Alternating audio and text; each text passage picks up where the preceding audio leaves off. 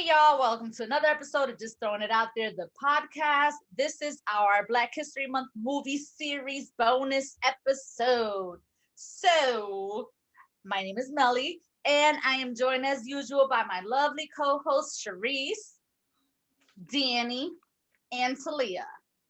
For this episode, we're going to be discussing Sylvie's Love, written and directed by Eugene Ashe. This movie is set in 1957 Harlem, and the film follows the love story between Sylvie Parker, played by Tessa Thompson, and Robert Holloway, played by Nnamdi Asomugha. Hopefully, I am saying that name right. I've been practicing it, so I hope I'm not butchering it.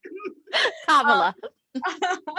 Sylvie is an Sylvie is an aspiring TV producer, and Robert is a jazz saxophonist trying to make it with the big band. This love story navigates through social expectations and class divides while asking you the question, what are you willing to give up for love? So you can see you can see this romance unfold on Amazon Prime Video. Some of the themes that I picked up when I was watching the film were class issues, gender roles, some stuff with race, the idea of losing yourself, also questioning if something is destiny, if something is fate. So I don't know. What do you ladies think? Those are just some of the things that I saw. Good question. Well, I can go. Like for me, one of the things that stood out, the issue with class in a way, like the facade that her mom was trying to put up this front. I'm quote unquote, she had the for sale sign in front of the store. They really couldn't afford to hire anyone. They just had it up as, to pretend like they were doing so well, but that may not have necessarily been the case. Also her mom had the charm school, just, trying to make the girls act a certain kind of way. So, that expectation of what young ladies during that time should carry themselves, the way they should carry themselves. It's one of the things that stood out for me. And obviously that was not what Sylvie was trying to do. She's trying to go against all the things that her mom was trying to make her do. Yeah. Going all of that stuff that you said is like going back to that kind of time period where, the woman's job was to marry well. Due to all the patriarchal circumstances. The movie speaks to career. She's trying to break out of that mold where, I'm not trying to marry well, I'm trying to marry for love, maybe. Mm-hmm. And I'm trying to have my own career. So it's not an economic, tie. But, if you can't have a credit card in your own name at the time, or there's no CEOs of, national corporations, or there's no, business women out there, as an example, your job is to marry well. So we see her breaking through all of these barriers as a Black woman, as, woman just trying to be her full self, I think. Yeah. And Sharice, you touch on the whole idea of barriers and her trying to break out of something. And I think the film gives us a real appreciation. We know it as women, but as you go and you navigate these spaces, like you're constantly making if then yes no choices. And I think it further complicates the feminine condition, even in this world today. I mean, this was set in the 60s. And to be honest with you, aside from like the dinner on the table, which some people still have that expectation in 2021. But, right. I didn't really see much of a difference, to be honest with you, in the choices that she had to grapple with as a woman navigating a patriarchal society. So I thought that was they did. I mean, again, it's a love story, y'all, but I feel like it's a love story. That's the central narrative. I think we were talking about that off mic at some point. That's the central narrative, but it forces us to answer a lot of questions about norms, performance in our culture, exploitation, all of those things. So, but the choices. so much to think about, right? Women were always making decisions all day long, all day. Absolutely. And the gender roles don't just affect women, they affect men as well. There are limitations, right? His Robert's thing was he needed to be a provider for the family, and when that stuff started falling through, he started to, what do y'all think about him like lying about the fact that he's not working for Motown, and he had, And that was a pride issue. It's like Right. I can't, I'm not a man if I can't provide, basically, like you just said. right. And we're sure if he would have told her that he wouldn't be able, they would have figured something They out. would have figured it out. Right. Well, I and think she he had was already probably told him. embarrassed too. I think he might have been a little embarrassed by it as well. Yeah, But- she had already told him that she had it until he found something even before that. But you could tell even in that scene when she said it, he heard her and he listened, but you could tell by his expression that it did not sit well with him. It was not. You would rather blow up the whole thing? Yeah. He would rather mess up call off the whole relationship. Just call the whole thing off instead of just saying, yo, I didn't get that job. Like, just call the whole thing off. Like, they could have just, like, she had a good job. Like, she had already gotten her producer position. She was doing really well. They had the home. He should have just been honest. I mean, again, it's a movie, right? So it's gonna have all these theatrics, but come on, man, you could have just said something. You could have just been honest. To the point of like blowing it all up, like that speaks so much to when people are like anchored so tightly to any ideology, right? It could be, class, it could be race, it could be gender, it could be religion, but when you're so like rigid with like, this is what I'm supposed to do and this is who I am, right? You will take all of us out, right? You take all of us out in the process because you can't imagine yourself outside of this construct that somebody's made up. It's not even real, right? And I think that's dangerous and scary. I mean, it worked out well for Sylvie For them. and Robert. Eventually. She had right. to hear it from a random meeting in a hotel hallway. Right. So, like, that never happened. She would have continued on with her life. Exactly. Right? Exactly. I didn't even. You're right. Like, had she never run into Carmen, They would have still been apart. they would have She still wouldn't have not known been anything. together. Yeah. How about just the visuals of the movie? Like, Oh, it's so beautiful. Beautiful. Yep. Yes. They I did love a great the job outfits. placing it. I love the time. way that they dress, everything, the way that it was shot. I love that time era because again, everybody dressed up to go somewhere. And the strategic placement of hoop earrings. Like, Melly, you have the little hoops on today. But there was that one scene where Sylvie got out the car where he was about to leave for Paris. And I think I even commented in the chat. I'm like, yes, girl, you got that little A-line skirt going on up to the calves, right? And she had on her little sweater with her hoops. Just the hoops were just like the nice touch on top of everything. But she did that outfit. The colors were just super vibrant. Like, I was very impressed with like the colors. I was very impressed with the old timiness. It was like there was like a grain in the film. I don't know if y'all noticed it. Yes. Yeah. And that's what I was gonna say. They did a really great job making it look like it wasn't something that was just shot. Yeah. Like it looked like it was done in that time. Absolutely. It was like, you have these Eurocentric movies or white-centric movies that it looked like one of those movies, and you had just a cast full of people of color, and it was pretty, it was pretty cool to watch. It was like the movies that we should have had a long time ago, or those classic movies, love stories that you are so used to seeing, but just with other people.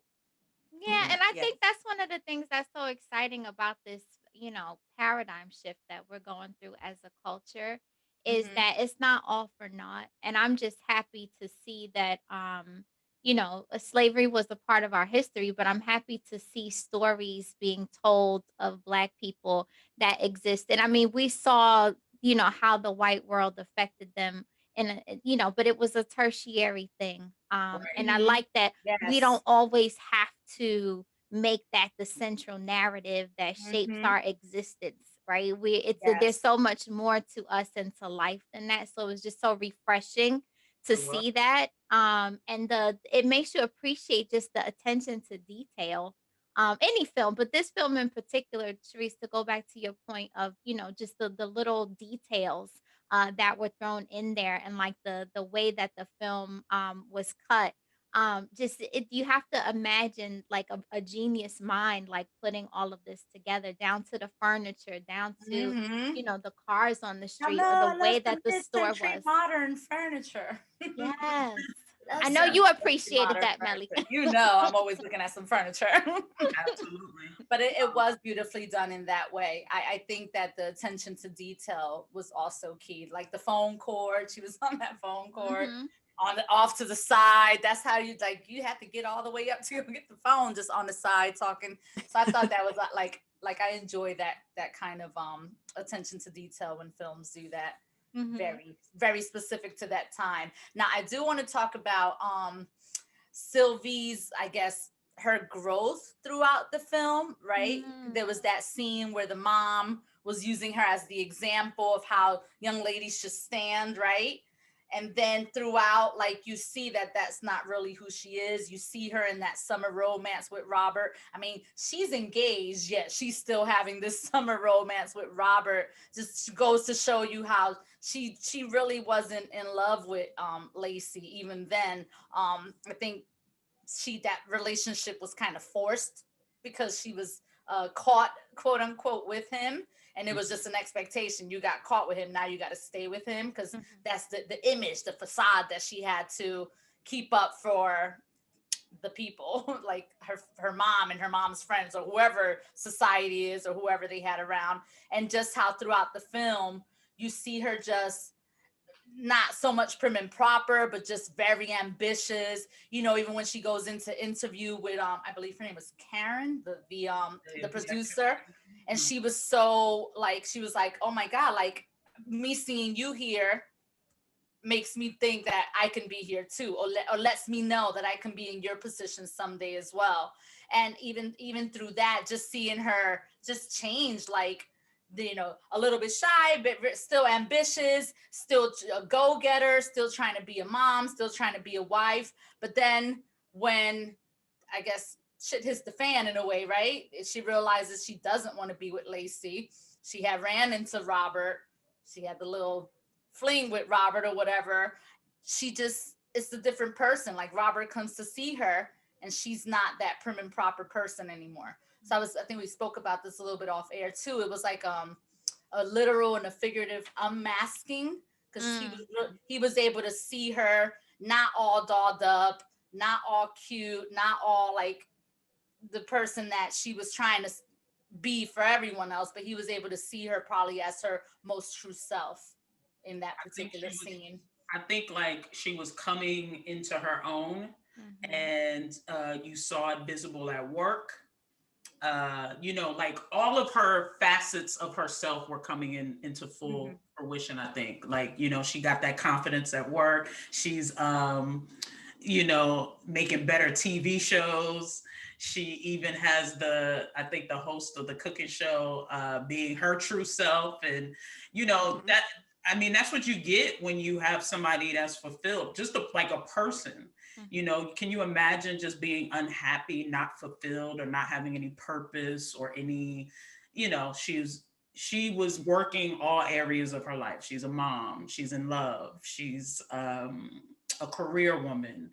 And so, like, I think you make for a better human being when people are fulfilled in or being all that they can be, right? Mhm. She's in front of Robert in her rollers, and and he accepts her as she is, and that's what I think ultimately you want out of humans, people that just can be themselves and be their full kick-ass selves. It's like she says in that line, life is too short to do things that you don't absolutely love. And I think once she realized that, I think that's when she really started like coming of age. I don't even think that's the right term, but just finding herself. Maybe that's a better thing to say. And she was reading that book she was reading. The feminine mystique. Even the choice of books to give her, right? Yes, like feminism plays a role. I mean, aside, not aside, but Black women tend not to have felt included in that movement, for good reason. But it also applies, Black women make, what is it, 60 cents to 72 cents that white women make. I think it's 64 now, but yeah. 64 something like that. So I think the brown women make less than that. Yeah. I think Latinas are still at like 56, 54, yeah. So you look at the oppression scale, right? Still there. And Black women have always felt slighted. Even at the women's march, we felt not included in things of that nature. But it's still, we still fight for the same things, if not more. Always felt slighted, considering that Black women have been the ones to save the country. I mean, look at what just happened. Stacey Abrams loses that race. It was stolen from her. Now that's a race that was stolen, damn it. And you know what she did? She said, you know what? Y'all took that from me, but y'all not gonna take the whole thing. She was playing. Wait, you mean she didn't? You mean she didn't go get her gun and run into the Capitol and try to kidnap the governor? She didn't do any of that? No, man, Stacey Abrams, what are you trying to do? Nope, she didn't do that at all. She did the exact opposite. Wow, Stacey Abrams. She got on the phone, she got in the streets, and she got people organized. And you know who was like that? Mona, Sylvie's cousin, doing the same thing, organizing people to vote, trying to get people together. Well, I mean, it was happening then, and it's still happening now. Black women have always been the core and the foundation of the fixers, and it's just there, even in the civil rights movement. What you just brought to my attention though? Mm-hmm. There were so many black women behind the scenes. Oh yeah. In the civil rights movement, and there's that's patriarchy. Yeah. Mm-hmm. Right there. Because those are not the faces that we see on Black History Month. Shout out to Black History Month, February. We get 28 to 29 days a year. But it's not something that's brought to the forefront, that and to some degree it was run that way purposefully. Yes. I mean, you can't deny that Black women are fighting on multiple fronts. Mm-hmm. Multiple fronts. And you don't even know it. But they doing the work. It was proven just this year. They doing the work. Constantly. And then you have, and I wanted to just touch back on Sylvie's mom's role, because we talk about Sylvie as a mother, but this whole idea, and to bring Mona into the conversation, like this whole purity culture that was being perpetuated by Sylvie's mother, and then also just I feel just the mother role during that time period is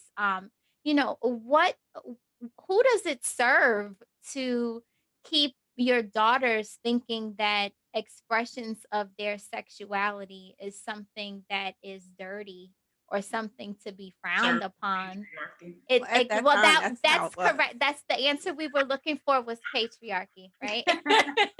That was the answer we were seeking. As long as we don't have control over who we are sexually, then someone else does. So right. Yeah. And so I wanted to ask, can I ask a question about Sylvie's love?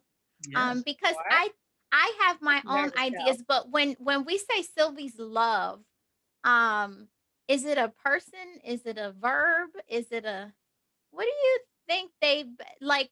What does it mean? Because I feel like that title was purposefully ambiguous. My theory, because I'm all about self love it's about herself. I think it's about and also that's where I'm at. My head is at. We knew that from the very beginning when I introduced the film that it was all about self for you. But yeah. I do think that in finding herself, right, she was able to get all the things that she loved. Exactly. She chose herself. Well, I think it goes back to you have, if you're not happy with yourself, or if you don't have self-love, none of that other stuff is going to work anyway. Nope. It might look like it's working on the outside to other people looking in, or even to the person that you're with, but on the inside for you, it's not working.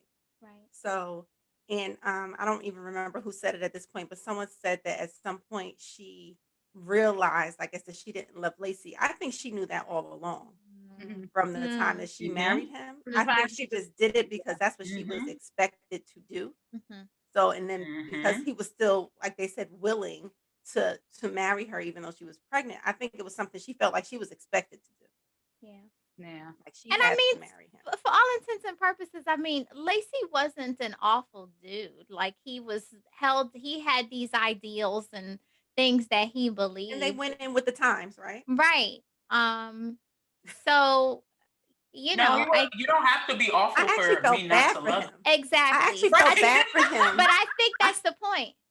I felt bad for him actually in the scene after her father died, when they were at the house. Like this was the one moment I felt bad for Lacey. And like you said, he wasn't a bad person. He was a man of those times. You felt bad because being a woman of these times, I did not appreciate his approach. Exactly. Right.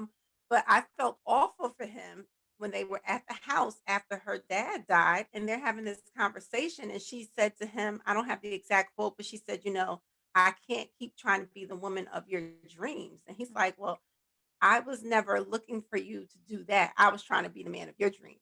But we all know that spot was already taken. I was just sorry, Lacey. Yeah. But I felt awful for him because he was trying to be something for her that he was never going to be able to. I mean, and he knew it. And he knew it. He knew it going in. Wasn't it? Right. Yeah. Trying to be something you're not, right? I have a question. Do you think we're like do you think Sylvie would have ever told Robert about his daughter if the father hadn't spilled the beans? No. Probably not. There was a lot. But on the scene on the porch, she didn't tell him first. He brought it up? No. I can't even remember. Okay. The father spilled the beans on his deathbed. Well, I remember that. I was in shock. I was like, whoa, did he just call him and tell him? And I didn't realize her father was on his deathbed because, of course, we didn't know that. We didn't know right, that. At the time, right. But I'm like, did he just call Robert and tell him that? You know what I found strange, too, about that whole dynamic with the dad's passing? And it's just coming to me now, so I apologize for not mentioning, but like Lacey's parents were the ones who broke the news to them. Where's her mother? Like, did you find that a little strange? I just figured maybe her mother was not handling things well at that moment. I don't know, because would her mother have been able to get to her house to tell her? I would imagine her mom is at home dealing with whatever's. Yeah, I don't think her mother would have been able to come to her house to tell her. Yeah, I don't know. Like they met them at the house. Remember, there's no cell phones. There's no hitting somebody up while they're on the road. Yeah. So for them to find, probably at that time there was no answering machine. You couldn't leave a message saying "call me when you get home." None of that. You got to take all of that out of the equation. There was no answer. Somebody had to go to their house to tell them. I would, even if it was an answer machine, I don't think that's the kind of message you gonna record. Well, no, you would have said, "Call me," though. I don't know that I would send some in-laws to tell my kid that their dad passed away. That's just me. But who would you send? I would send myself. If you couldn't go. Well, why can't I go? I think she had better. Maybe you're not mentally prepared to deliver that kind of. Maybe you in shock. Maybe she was home. No, she was falling apart. He literally just died. I don't think she would have made the trip over there. Like I don't think so. Probably at the hospital making arrangements. Or at home falling apart. Either way, I wouldn't have expected mom to be at the house. No. But let's talk about this. The father, what do you think spurred the desire to tell Robert that he had a kid? I think he saw a lot of himself in Robert. I do too. I think he did see a lot of himself in Robert. I think that's why he hired him in the first place. Right. Mm-hmm. I mean, he didn't ask him a lot of questions. I was like, but I think he overheard their conversation. It don't do that. He set them up.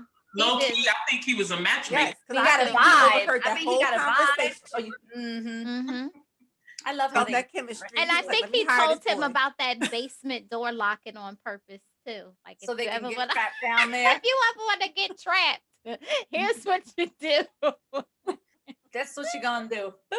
But remember, the dad had given up a lot as well, because if we remember, and this is why I'm thinking like the love is like the self-love, right? Because dad sacrificed his dreams because he felt that he couldn't do both. He couldn't satisfy his obligations as a provider and as a father to the family during those times and be a musician at the same time. Is that fair?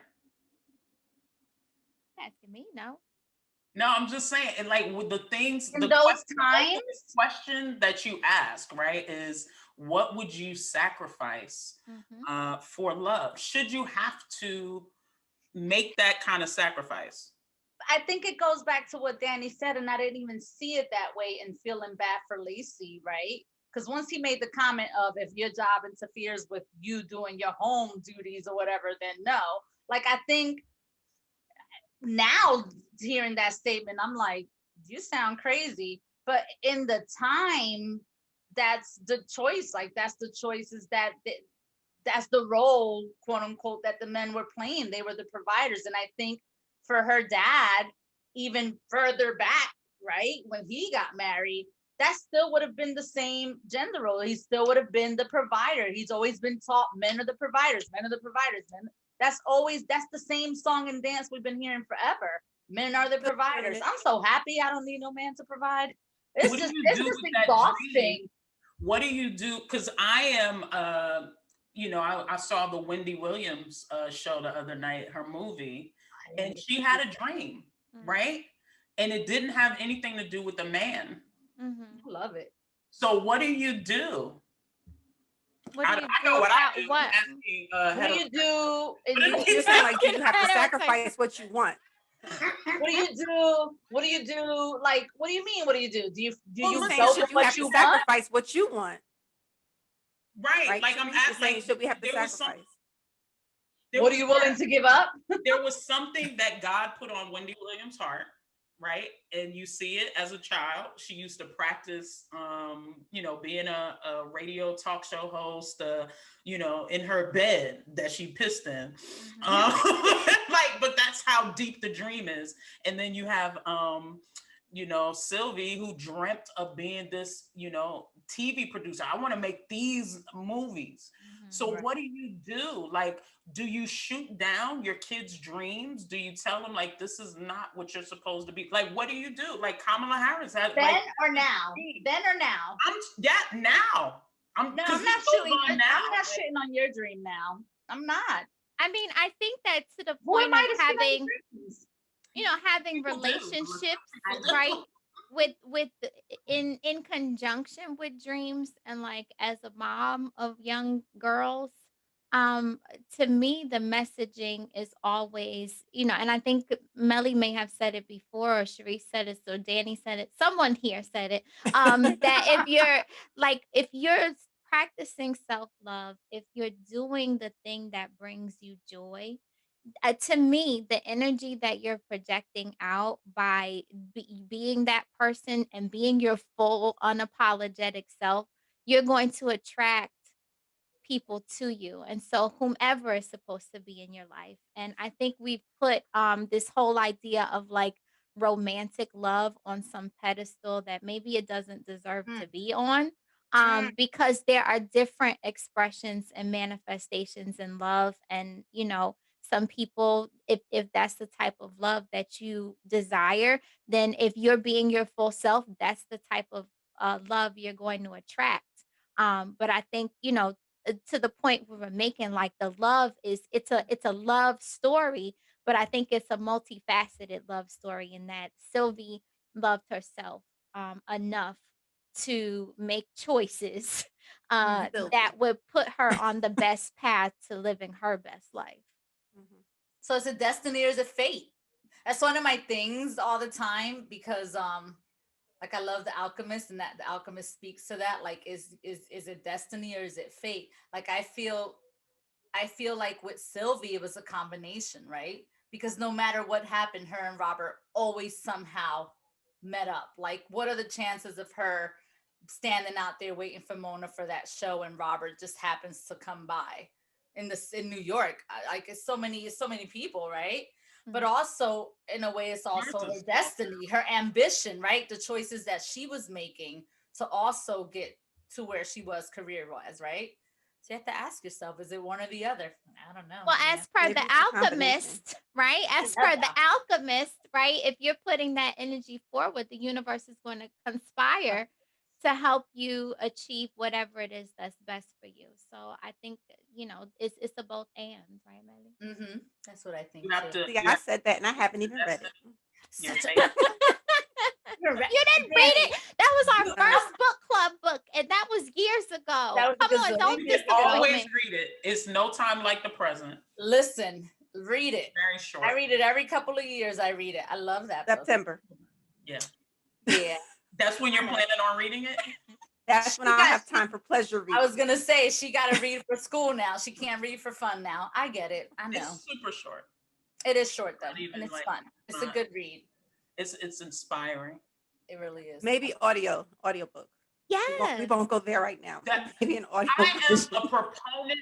Please, let's not go. Let's not. I'm sorry I brought it up. Of I the audio. apologize. I apologize. No one is dissing the audiobook. All Stand I'm before saying you is as an Melly, audience. I'm sorry. You started. You see what I'm sorry. I'm just saying that there's an inherent difference. And I am not judging I agree one with or you, the Talia. other on a higher or lower hierarchy. But I am Talia, saying I absolutely agree because that when I it is listen a to different- audiobook, I have to rewind all the time. Yeah, it's a different experience. I That's have to it. rewind all the time. I'm We're not. Nope. I love y'all. Nope. Well, let me bring up So- one more thing. Can I bring up one more thing? Yeah. So we As we didn't really get close. to it. We glazed over it, but pretend. just we talked about how the love story really drove the whole movie, right? And we talked about the gender roles and other things that peeped in, but we did not really touch on the race issue. And it was sprinkled in. It was sprinkled in, but one point where it kind of came out was when they hosted the new client and his wife for dinner. And like that whole conversation. And it's like Lacey was like completely oblivious to what was going on.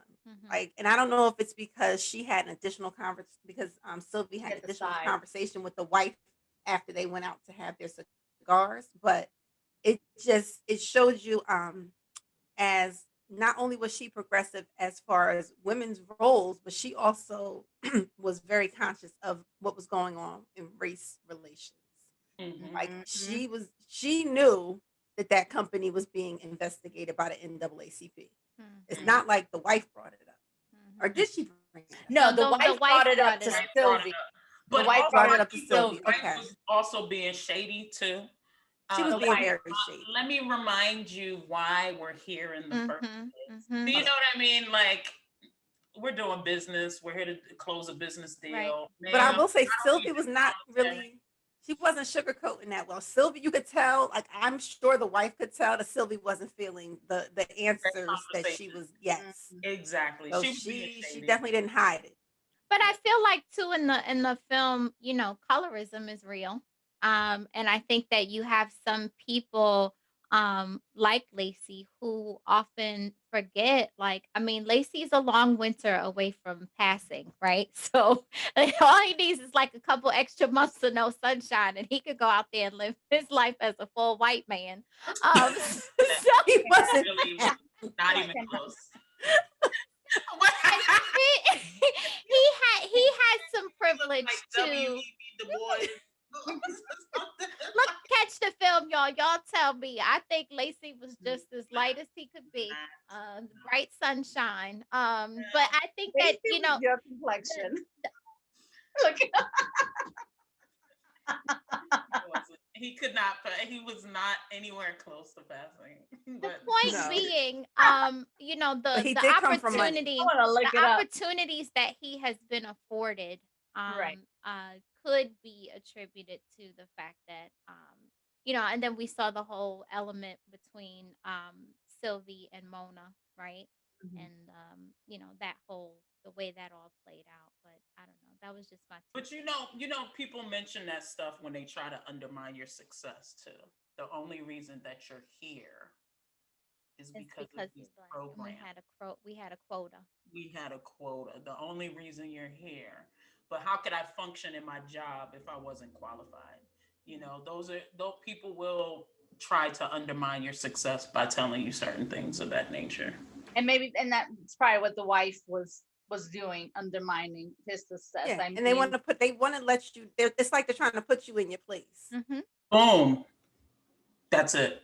But like y'all had said, he had to have been qualified to even been given the account, but you still got to question like the reasoning behind it. It's the impression that company was trying to make. Get out of here. But that's the trickery that makes you constantly question your own self-worth. Boom. Okay, that's the gaslighting and the mind screwing that happens. He's probably the best person on that job, but they will never tell him that. Well, we could literally keep talking about this movie. We can. But overall, does it recommendations? Yes. I'm going to say thumbs up, 2 thumbs up, because I love a love story. Yeah, absolutely. Hands up. All right. All right. Well, thank you everyone for listening to us this time around as we do our Black History Month movie series. We hope that you like it. We hope that you share it. We hope that you subscribe and you follow. Make sure to tell your friends, and we'll see you at the next one. Yay. Bye. Happy Black History Month, y'all. Black History.